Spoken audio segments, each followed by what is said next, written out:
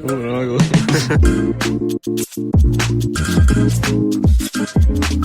right, it is Friday, August 29th. This is Section 1904. I'm Darren Smith. He's John Gennaro with you for your weekend preview. Weekend preview. What is happening this week in sports in San Diego, outside of San Diego, the things that San Diegans and others will be chatting about all weekend long. It is a holiday weekend. I can tell because I'm being bombarded. My inbox is filled, not just with the front row seat, which arrived promptly this morning, just past 7 o'clock, telling me all the sports headlines that I need to know, but I'm being bombarded with every sale on planet Earth. I've just spent, I don't know how much time, John, trying to unsubscribe from all these lists that I've somehow found myself on. I feel like it's a waste of time unsubscribing. Even the unsubscribing process results in yet another email saying we're sad to see you go. But it's a holiday weekend. It's Labor Day weekend. So we have plenty of sports to discuss and hopefully people with the opportunity to close down summer in style. Will that be you this weekend? I continue to be a day off and continue to forget that this is a holiday weekend. I actually, because I am sometimes this much of a dork, don't worry, there's going to be something in this for you at the end, Darren. Because I'm this much of a dork, I have made for myself a weekend watch plan of all the sports that I want to watch this weekend. I don't always do this, but sometimes I do this because I want to know, are there conflicts that I then have to make decisions about?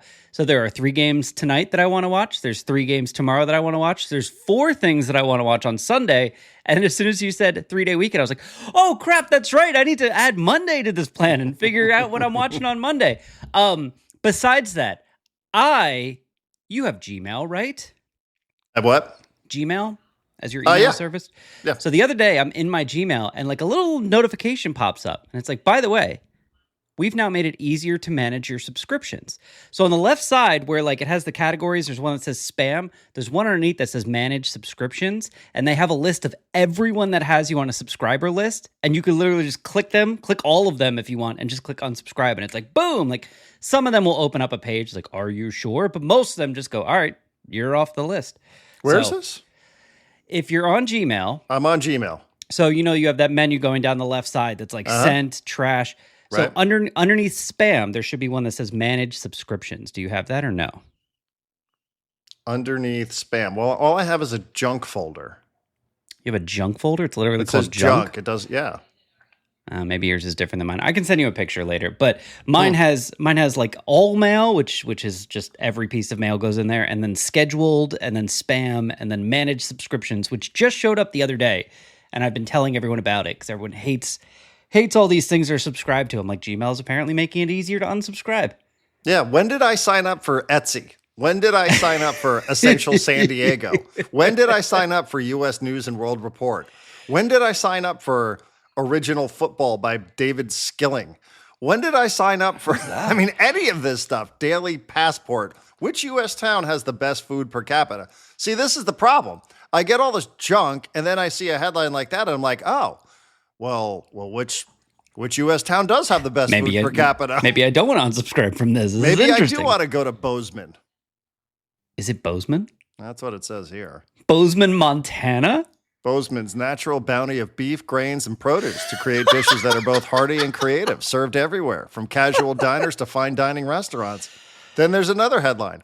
Am I making the retirement mistake? Ben Stein says most are. What am I doing wrong? Ben Stein? Ben Stein? Ben Stein, still around. From Win Ben Stein's Money, from Ferris Bueller's Day Off, the guy who went off the deep end and became like a MAGA nut job, Ben Stein. Yeah. Is he? Is he MAGA? Yeah, he's on Fox News like all the time. Like, is he? Yeah, he turned into one of those. California Coast Credit Union. I don't even do my banking there. How did I end up? They have a new Logan Heights branch, just in case you're wondering about that. Fantastic. I'm not. I have beef with that bank. You want to know, since we're on the topic of nothing at all, you want to know what I spent like 15 minutes doing last night during the San Diego State game that's going to make me feel and sound old? But you, as someone who is in theory older than me, might have done the same journey. In theory? Is it just in theory that I'm older than you? I mean, in terms of it's how old you feel, and I think there are times in which you feel younger than I feel. So one of the quarterbacks for Stony Brook last night was named Casey Case. Casey Case, not Casey Kasem. Not Casey Kasem, Casey Case. So first thing that popped into my head was Casey Kasem. And I was like, oh, it's not that. And then I remembered when I was a kid, there was, for some reason, I spent a short amount of time before Chargers fandom and obviously before Cowboys fandom, which we're not talking about today, being a Detroit Lions fan for reasons that I don't want to disclose. What is with you, man? I don't know. I have it's my therapist will come on at some point and explain to you my issues with long-term relationships. But there was a quarterback for the Detroit Lions who I really liked, who was not good, whose name was Stony Case. And in my head, I was like, there's a Casey Case and he's playing for Stony Brook. Is it possible that this is Stony Case's kid? No, he is the son of Heather and Don Case, and he has 3 siblings, Cameron Case, Samuel Case, and Savannah Case. Why do his siblings get normal names and he's named Casey Case? Casey. And is it Casey, K-A-C-A-S-E-Y, or is it K.C.? The only difference between his first name and his last name is a Y. His first name has a Y at the end. I'm like legitimately like I need to. It's actually very hard to find a lot of information on Casey Case, the starting quarterback of Stony Brook Sea Dragons or whatever they are, Sea Wolves. But I'm still looking because I need to figure, like, is it just a nickname? Is his name like Kenneth and everyone calls him Casey? But it appears that's not the case. It appears his real name is Casey Case. And I was like obsessed with this for 20 minutes last night. Yeah, it happens. When I was preparing for Portland last week, the head coach of Portland is Phil Neville. And Phil Neville's the Neville name's a pretty popular name in England, for sure. Gary Neville, Manchester United player. Phil never played for Manchester United, went on, played for Everton. Gary Neville is a pundit. I think he owns a lower division club in England. So, the Neville name.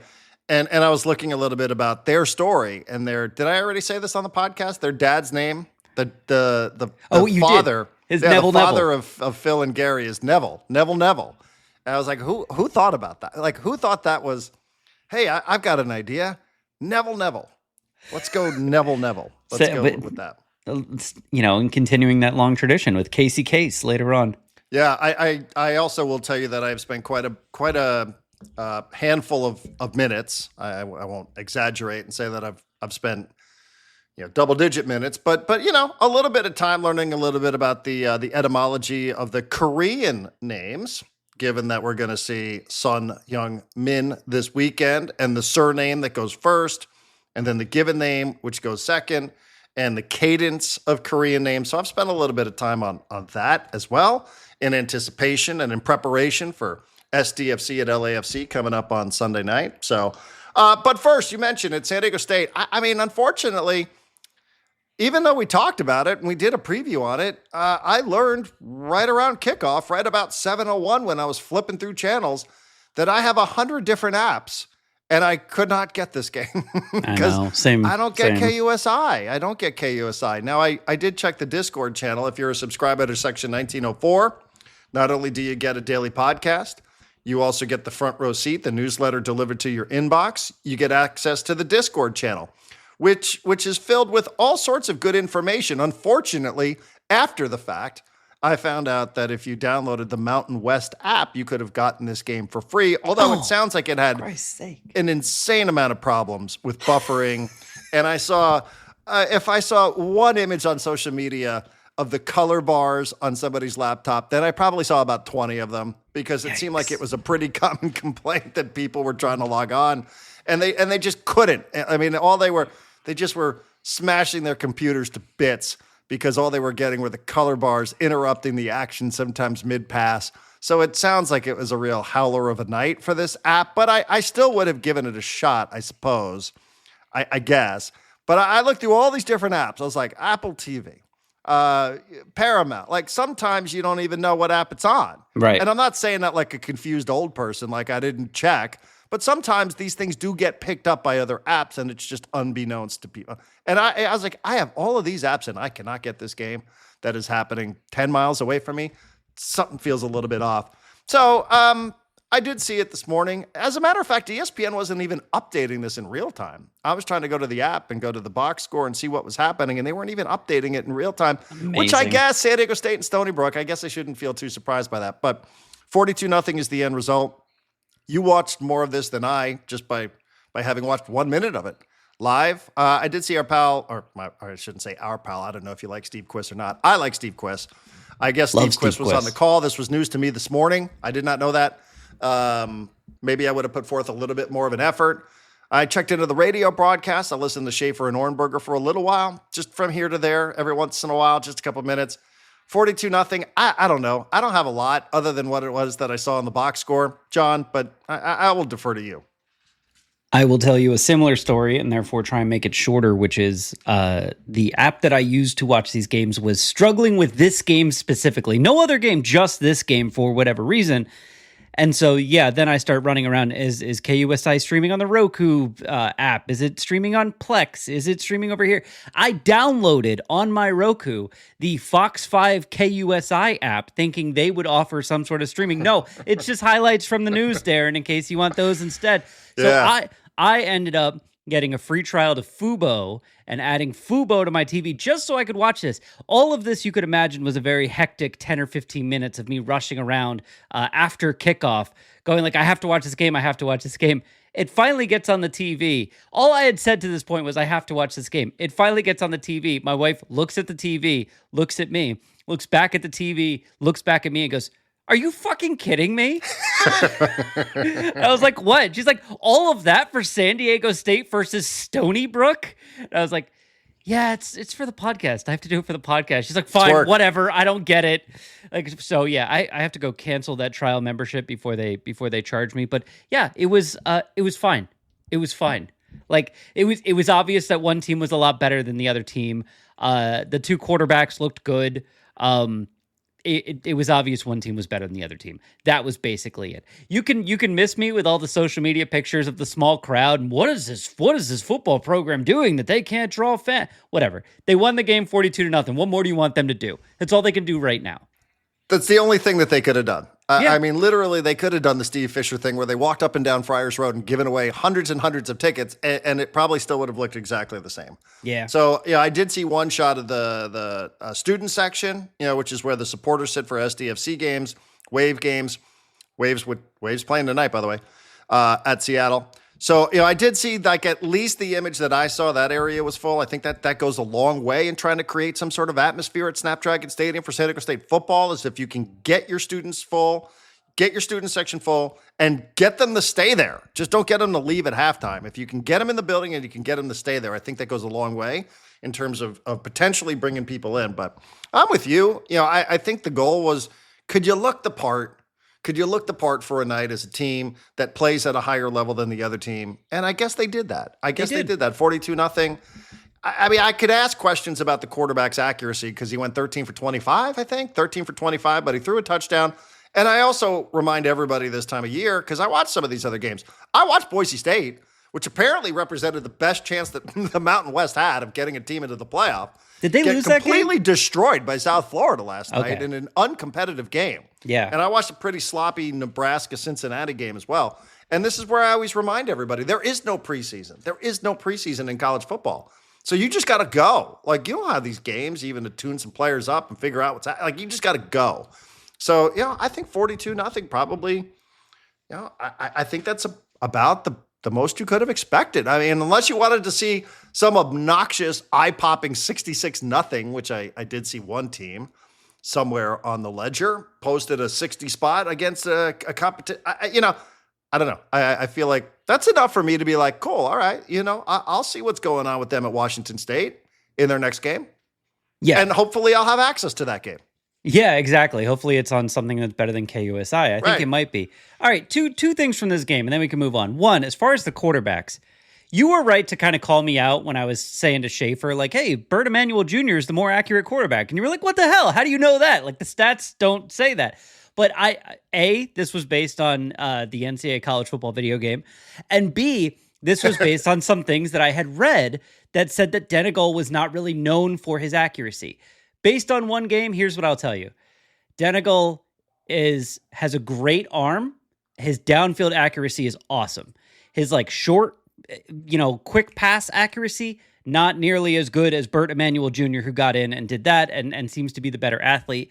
But Denegal offers a lot, and all of a sudden the downfield passing is a threat because he's good at that. But the short, quick passes, he might not be the best at. If you're old like me, you might compare him to Donovan McNabb in that way. Okay. But that would be those things. And I forget what the other thing is. It must not have been important, but I don't think I was calling you. I just was wondering how you drew that conclusion based on 5 passes, because all I did was look at his career statistics and see that he completed 4 of his 5 with a touchdown, and I wasn't sure. I was like, wait a second. I read I don't some know, stuff, but I feel like you've done a little bit more research on that than I had. So I read some stuff about the quarterback competition before Denegal won it, and that's where I got that from. The other thing that I was like, if I was Stony Brook, I don't know if I would have fought over this, but I was curious what you would think.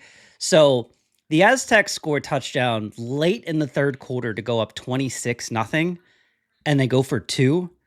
And I understand the idea is, well, they could score 4 touchdowns and they'd be ahead of us if we just kick the extra point here. And they got it. And they went up 28-0, and then obviously scored 2 more touchdowns in the fourth quarter. But if you're up 26-0 with like 2 minutes left to go in the third quarter, should you really be going for 2? Yeah, tough shit. I have a feeling San Diego State probably paid Stony Brook to come to this game. Oh, yeah, for sure. So if you're going to get a check for it, just keep your mouth shut. What do you want? That's fair. We're not going to do that. Well, the players don't get the check. Well, in some ways, yeah. It's a new world in college football. I don't know how it works, John. All right, Maybe I'm done with this game. Right. Okay. Good. So I mean, that's about as much as I have to offer on the game. So I'm with you. I don't know, what did they call the crowd? 20,000, something like that.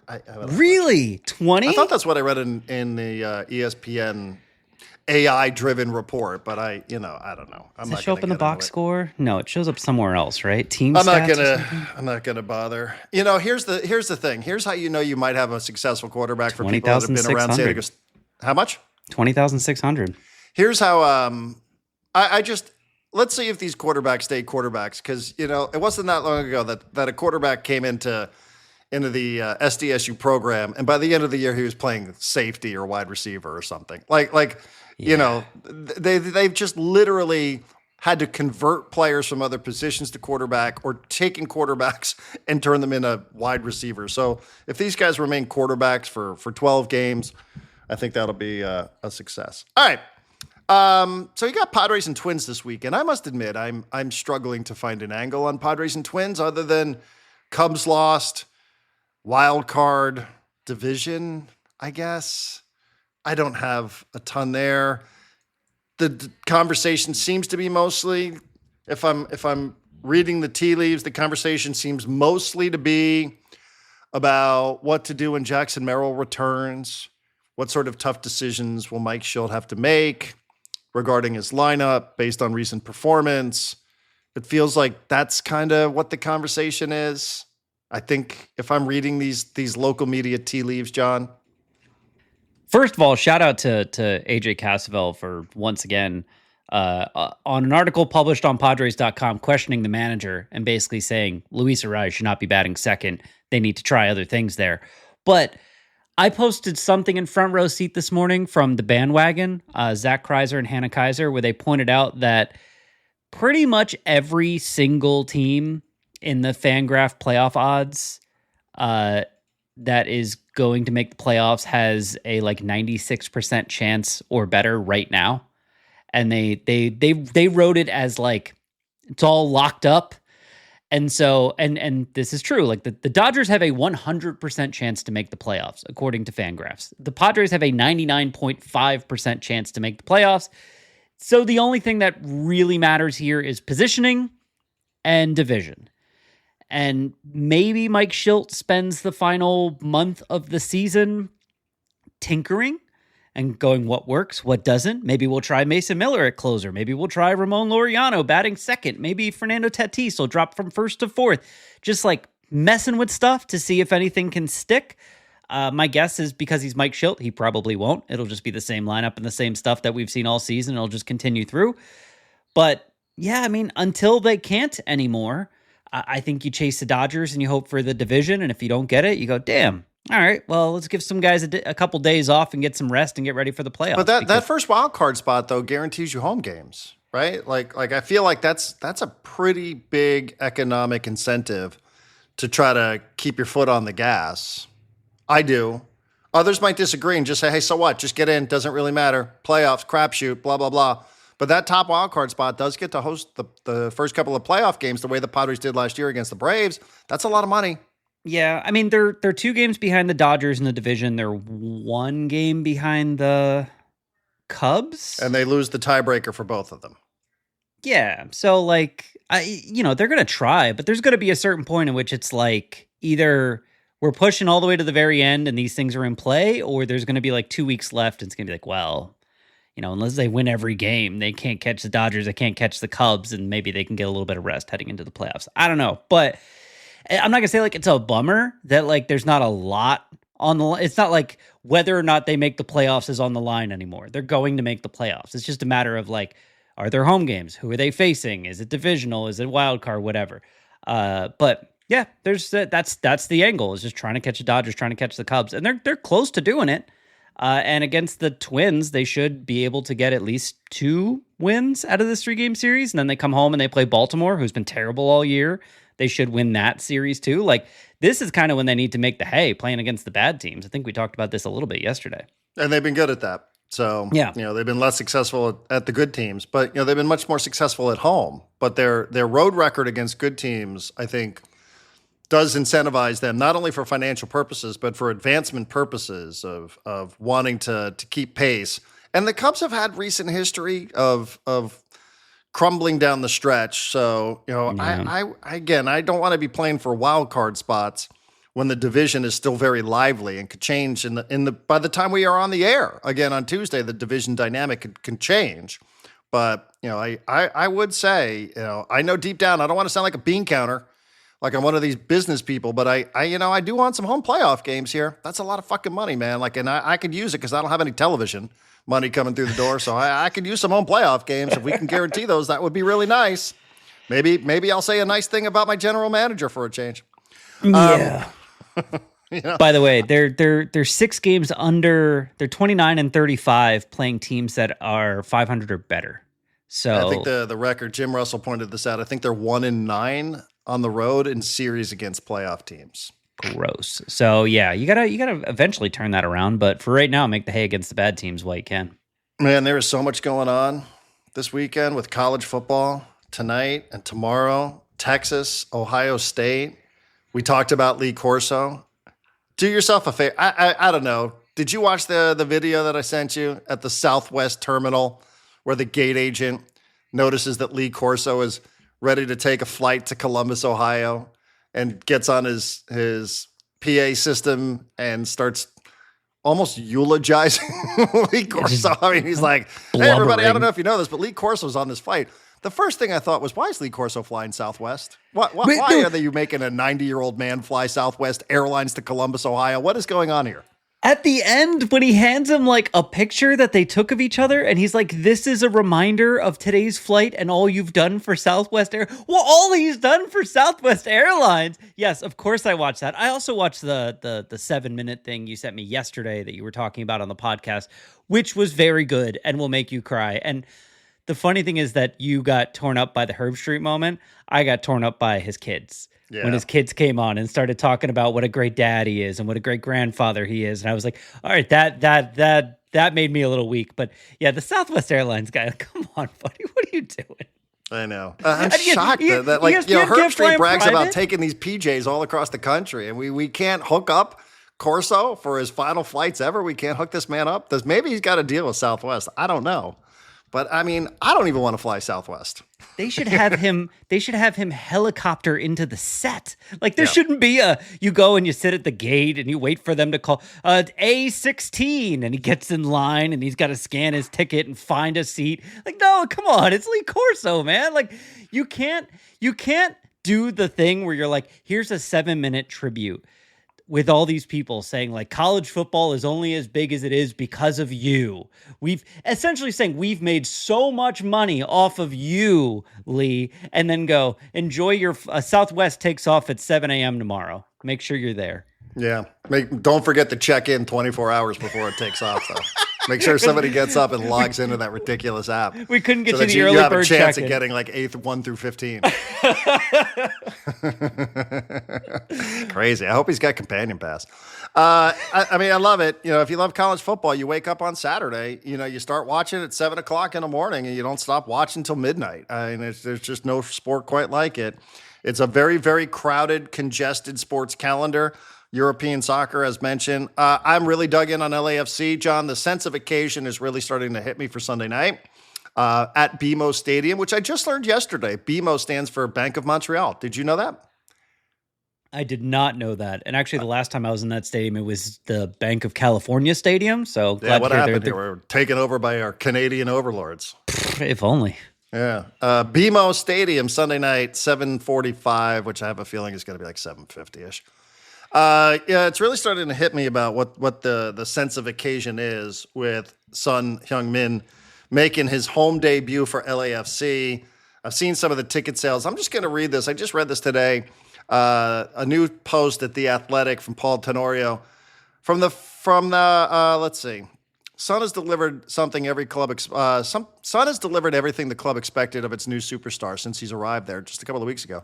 He's been productive on the field. He drew a penalty in his first game, assisted in his second, scoring in his third. He's been a leader in the locker room. His stretching sessions, massage sessions was indicative of a work ethic and professionalism that the GM, John Thornton, said is already rubbing off on those around him. It is what they expected from a star that Thornton started thinking about as a potential signing 2 years before LAFC's expansion season during a trip to London in 2016. They've been thinking about signing this guy since 2016. 9 years? Crazy. They Wait, started when playing did he in 2018. When did he start playing for Tottenham? Like 2013? Like it's 10-year run, so I think 2014, 2015? 20, somewhere in that range, yeah. So he's been there for a year or two and they're already on it. Jeez. Started recruiting more heavily over the last few months as it became clear that Son would be ready to move on from Spurs. The process included a video call with LAFC's entire ownership group, where, amongst other things, Son, a fan of Riot Games, I don't know what that is, connected with owner Brandon Beck, who started the company out of his LA apartment back in 2006. Nice. I mean, Yeah. use whatever tools that you have in your toolbox. LAFC's pitch to Son was simple. You're the right player at the right time to build on what we've done. What did he say? Where's the line I want to get to here? Then it talks about how Son went back, talked to his family, and they all were like, hey, you got to go to LA. This is the right thing at the right time. In The Athletic, it says, it came at a cost. Son's worth to Spurs commercially and emotionally was significant. That impacted his value, an MLS record fee of $26 million. That number, though, was justified by an anticipated commercial impact from Son that so far has been every bit what LAFC expected. LAFC's business analytics teams modeled out what the potential of the signing could be, including ticket sponsorship and media.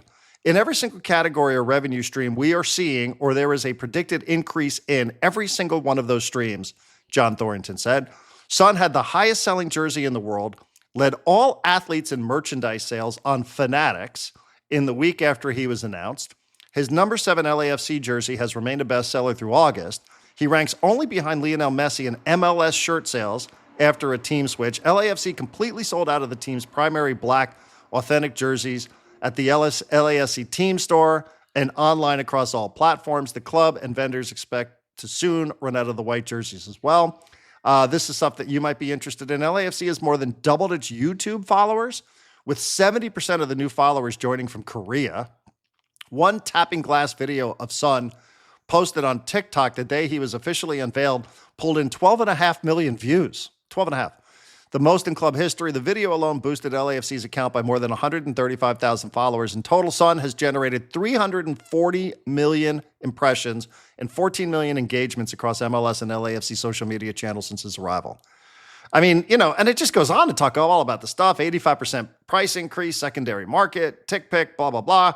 Commercial benefits, influence in the LA market. I think by now everybody knows the largest Korean population outside of the peninsula, the Korean peninsula, is Los Angeles. So, again, I'm really starting to like dig in on the event of what this is going to be on Sunday night when we're broadcasting from there. So, yeah, I'm trying not to get too starstruck, and I think this is a real challenge now for Mikey and the team. I joked about this earlier today on Ben and Woods. I don't think it'd be responsible for a team broadcaster to say this might be the biggest match in SDFC history. But, John, if you want to say it, I don't know that I'm going to disagree. I'm not going to say it just because. Okay, if it has a chance. I don't want to say it because in case we get battered up there, I don't want somebody thinking like, bright lights are too bright. It has a chance to be the biggest, most important game in SDFC history. It also has a chance of being a blip that you want to forget about. And I don't. They're already in the playoffs. Here's the thing: this game is more about Sonny than it is about SDFC, unfortunately. Correct. But by the end, it might be more about SDFC than it is about Sonny, which would make it a huge deal. All of that stuff is amazing. There's probably no way to check on this. I have loved Sonny since he first got to Tottenham. I was controversially a person who was like, "Yeah, sell Harry Kane. We don't need him. Let Sonny take his place." And everyone's like, no. Sonny's good only because Harry Kane's getting all the attention from the D. And I'm like, no, Sonny's so good.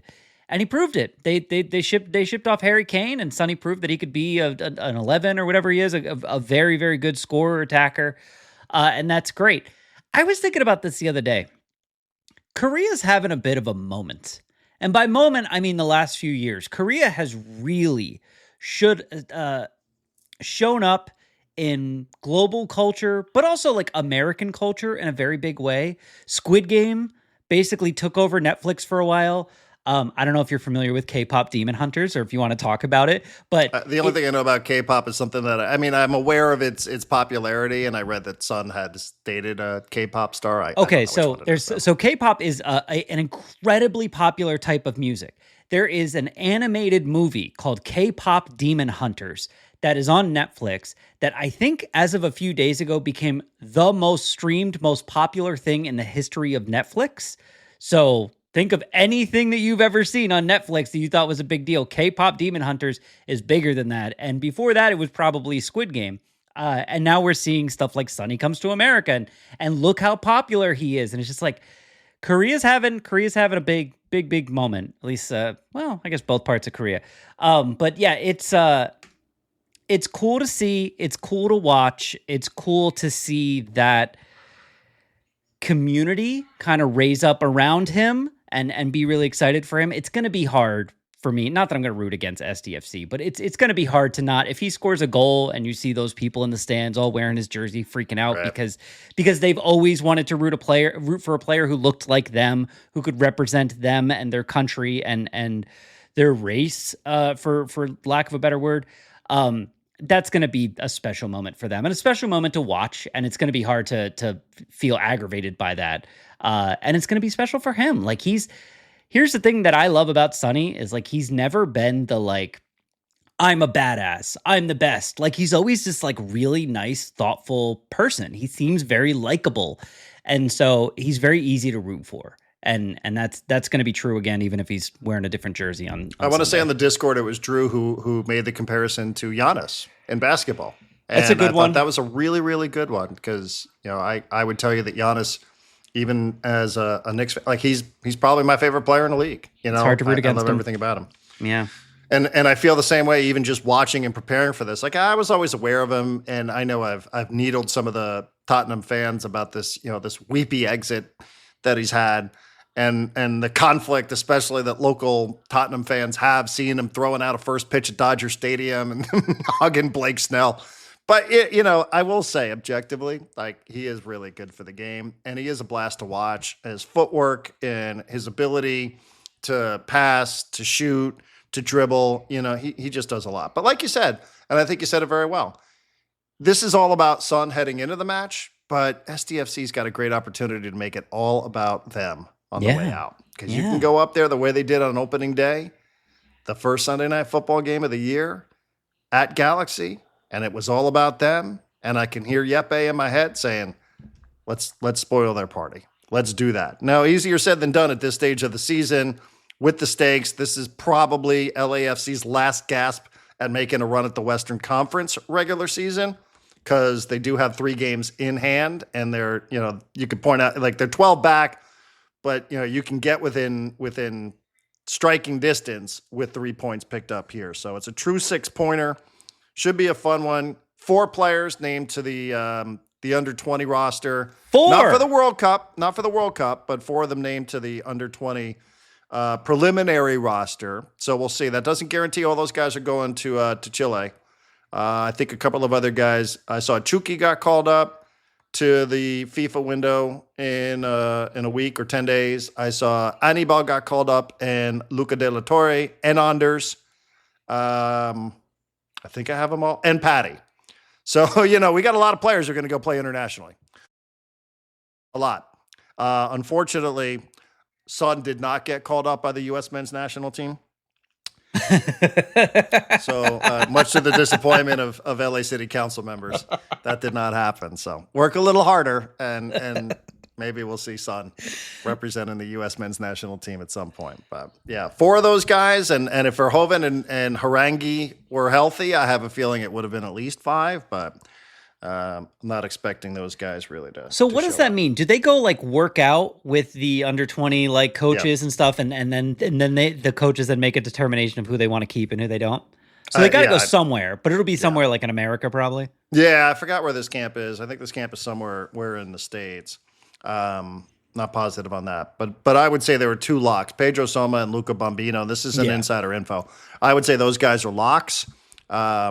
I don't know that Free's going to make it at goalkeeper, but he's on the list. He's one of 3 goalkeepers that got called, and Vasquez is an interesting one. I don't know what they make of Vasquez. He was really good for them last summer in the CONCACAF championships, but I'm not clear on what his status is. But can I ask you your thoughts on David Vasquez, because he's maybe the player on SDFC that I'm most confused about, in that the times I've seen him be good and I've seen him be bad, and I don't know that I've seen him be consistently either.